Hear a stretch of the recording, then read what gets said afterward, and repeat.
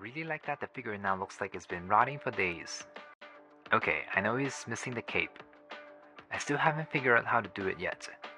I still need some time to brainstorm. As you can tell, I like finding affordable ways to do things. Another issue is attaching it onto Death Strange and making sure it doesn't topple over. If you have suggestions on how I should approach the 2,000 years later. I got it! Let me show you how I transformed this to this. And this whole custom cost me less than the actual Defender Strange figure.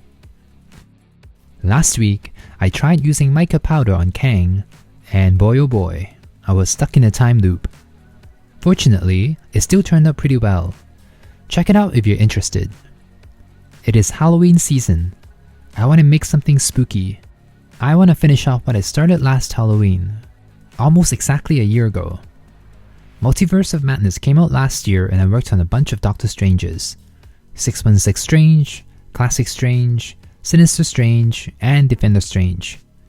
I wanted to make that Strange as well, but I didn't want to destroy Defender Strange's beautiful face. So instead, I got a knockoff Defender Strange. And man, that figure was an eyesore.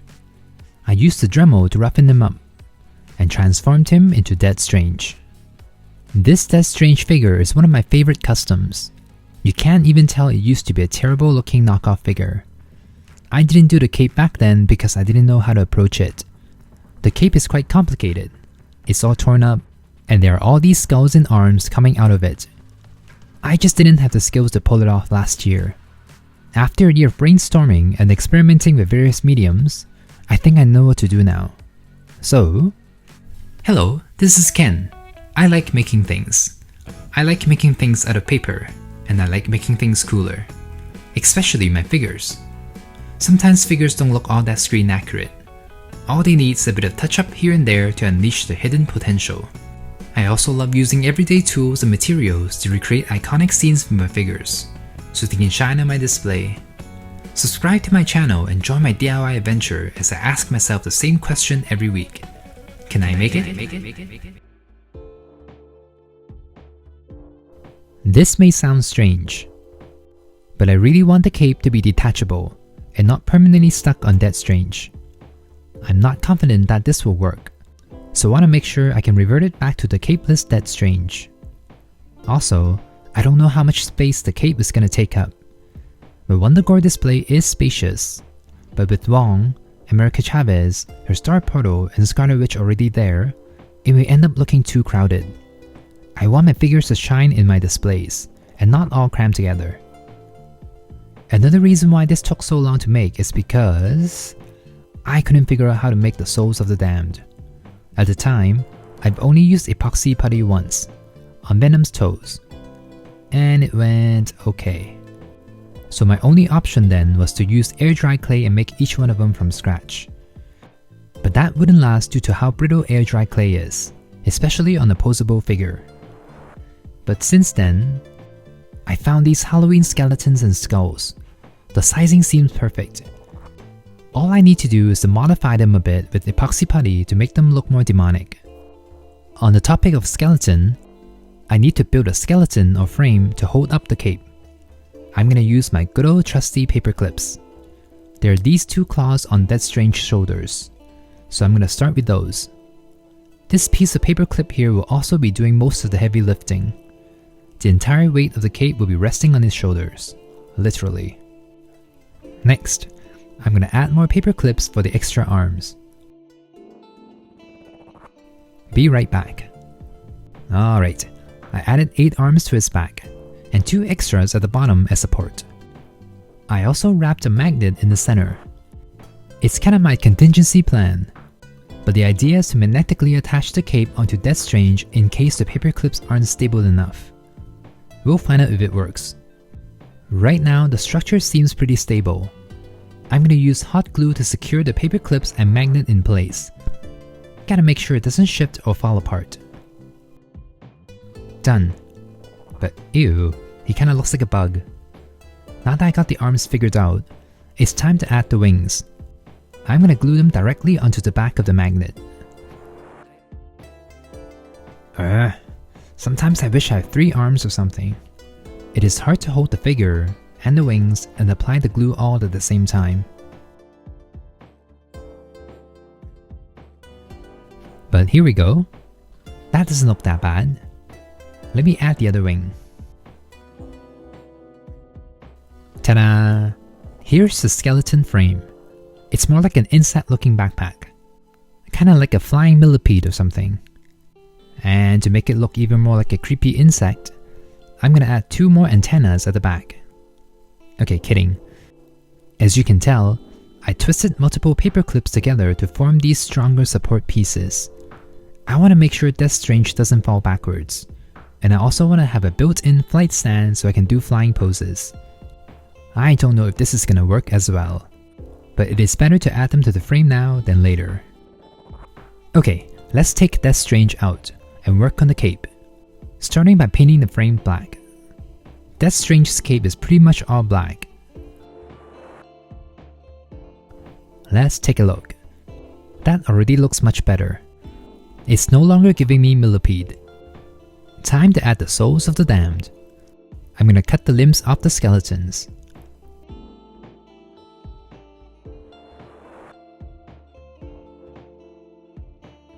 Here's an arm. Let's see how it looks on the frame. Ooh, the length is perfect. I think this will work. Let me go cut out more limbs. Bam! I got a pile of arms here, and a pile of legs here. The issue with these limbs is that there's no actual movable joints on them. They won't bend at all, so I'm gonna have to do a couple more cuts. Ta-da! Now this looks much better. I can work with these. I got 4 different sets of bones to play with. I'm not gonna use the feet or the hands though. They're very flat and they don't look realistic at all. Time to glue the bones onto the frame. But let me straighten the frame first. I want to make sure there's as much contact between the frame and the bones as possible. I'm going to use super glue for the initial adhesion. Because of how thin and small these pieces are, I need something that dries very quickly, so I don't have to hold the pieces together for long periods of time. Yay, that worked! The only thing I have to be mindful of is to make sure I don't accidentally get the super glue on other areas. Super glue is not forgiving at all. Once it sticks, it's gonna stick. Don't get it on your fingers. Normally, I prefer using white glue or UV resin to attach things together, but white glue dries way too slow. As for UV resin, I will need another set of hands to apply the UV resin, hold the bone in place, and turn on the UV light.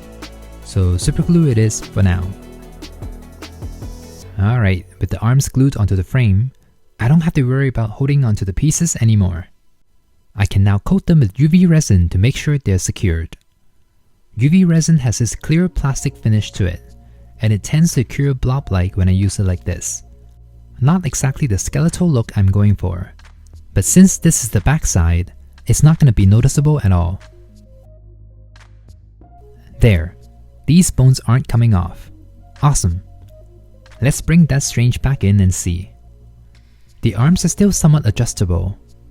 Not much, but enough for me to reposition them the way I want. This is going well so far. Alright, time to add some shapes to the frame. I'm gonna go over the paper clips with hot glue to thicken them. This will also create organic looking shapes. I'm going for a demonic abstract look. I don't really need to do any sculpting. I just needed to let it do its thing.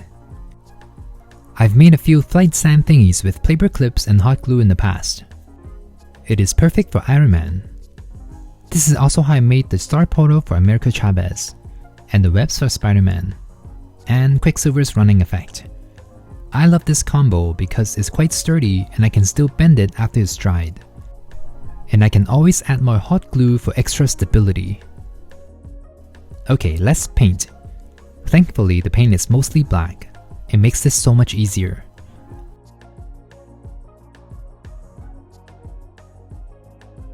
Now it's starting to look like a demon. And the frame is done. Time to add the actual wings. I'm gonna use garbage bag to create the wings. The texture just looks right, you know. It is already black and it has this slimy sheen. and it's lightweight too. This garbage bag claims to be extra strong, so it shouldn't tear on me. I'm just roughly cutting it to the shape of a wing. And I'm gonna add a few holes here and there to give it that torn, worn out look. I do want to avoid having it look too much like a garbage bag. Let me see.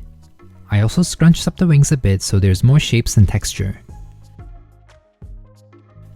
Not bad, but not good enough. I think I need another layer of 2 to make it more three-dimensional. Attaching the wings is pretty simple. I'm gonna dab a tiny amount of hot glue onto the frame, and the heat will melt the plastic slightly and the wings will stick onto the frame that way. Just gotta make sure I don't burn my fingers. And I just need to layer the various pieces in a way that looks natural. This also helps conceal the support pieces to make them look more like they're part of the wings. Let's do another shake test. Ooh, nice and secured. Okay, I can do this. Let me work on it a bit more. Look at that difference. I scrunch up the wings even more. The key is to make sure there's no straight edges at all. Let's do the other side. I find that pulling and stretching the bag helps get rid of the straight lines. Kinda like this.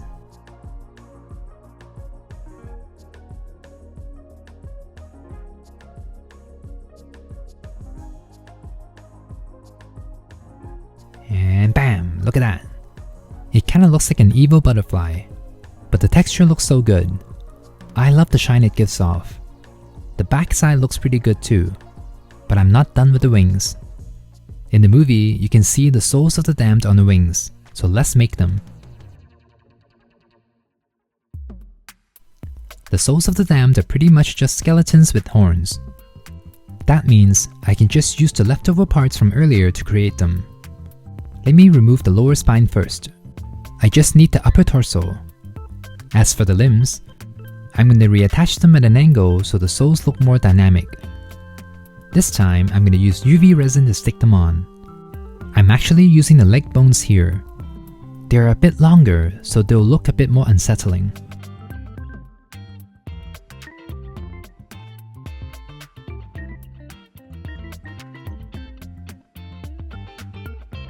As for the torso, I'm going to create a little flight stand with a paperclip. Alright, just gotta make a few more of these. Ta-da! Now I have 3 souls of the damned. Before I work on them and add the details, let's bring in the other skulls I got. These skulls will go onto the wings. Okay, now I'm ready to add the horns and the other details on the souls. This is where the epoxy putty comes in. There are a couple of things I need to make with the putty.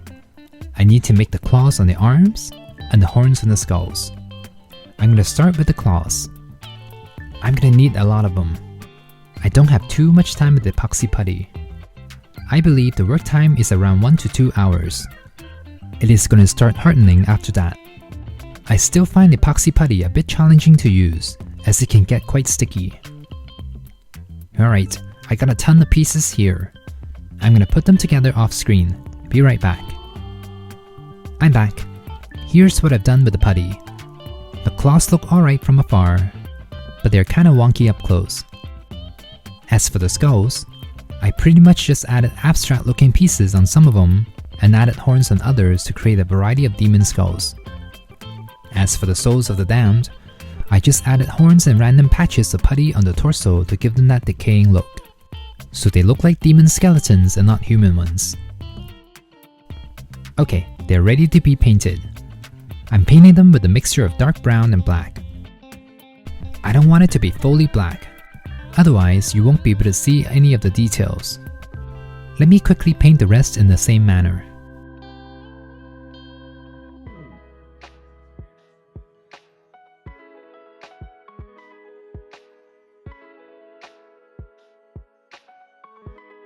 Next, I'm going to add a bit of glossy varnish over these parts to give them that slimy texture.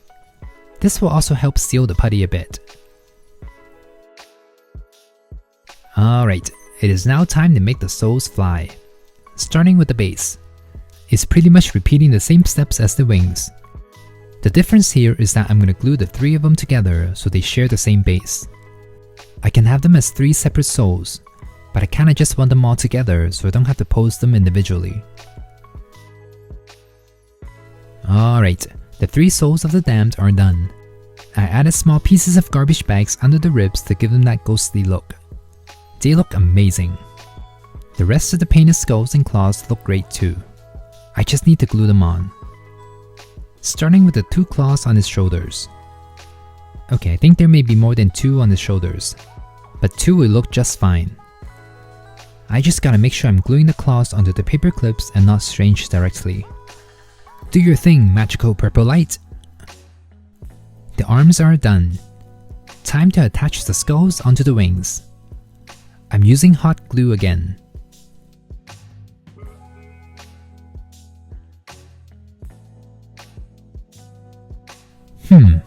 This may or may not be a good thing, but the skulls blend right into the wings. On one hand, it means the skulls won't stick out. On the other hand, you can't really tell they're there unless you look at it up close. Alright, here's Death Strange all finished. Wow, what a figure. This turned out pretty amazing. The backside's a bit odd, but it's mostly due to the long support pieces. Oh man, it looks incredible up close. There's so much to look at, but Death Strange is still the main focus. I might have used cheap everyday material to make this, but it doesn't look cheap at all. What do you think? Do you like what I've done? Let me know down below. The craziest thing is that this used to be a bad knockoff figure, but it is now one of my coolest customs. This took a year for me to complete, but I'm glad I took my time to think about it. If I did it last year, I don't think it would have worked. I haven't had enough experience with epoxy putty or UV resin back then, so even if I were successful then, the figure would have been quite fragile. Even this time, there were many moments where this could have failed. I'm a bit surprised that everything kinda worked out. Oh, speaking of, I almost forgot. Let me see if I can bend the 2 support pieces at the back and make Death Strange stay in the air. Nope. Okay, let's enjoy this montage instead.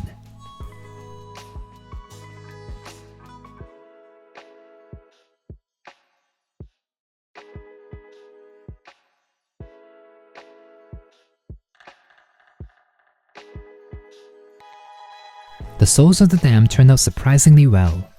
They look scary and quite screen accurate in my opinion. And I love the way they are attached together. It makes them look creepier. The paper clips allow me to bend them until they're balanced properly. And I can rest it on Death Strange to make it look like they're coming out of him. I just can't express how happy I am with this. Death Strange and Wanda go so well together now. I'm not sure if this is intentional, but I now notice that they share the same color scheme. Kinda goes to the whole MCU final fight against the dark version of itself thing they always do. Or maybe I'm just overthinking it. Oh, in case you're wondering, the magnet actually works. The only minor thing is that the magnet is kinda super glued off to the side on Strange, but you don't really notice it at all, unless you look at it from the back. Anyway, I've been avoiding this custom for a long time. But since they released the official Scarlet Witch figure, I knew I had to do this, because that's the final piece to my WonderGore display. Oh, look! Death Strange is flying. Okay, this actually worked out perfectly in the end.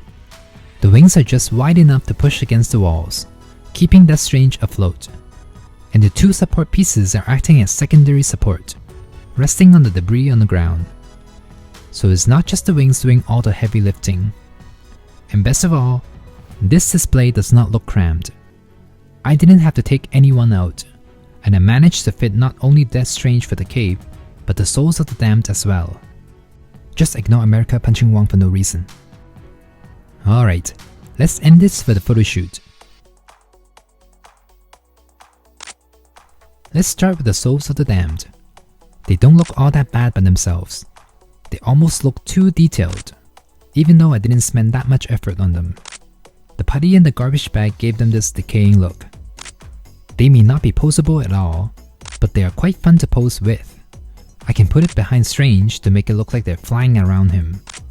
Or I can put them onto Death Strange's cape to combine the two. Simply breathtaking. I have no words to describe this.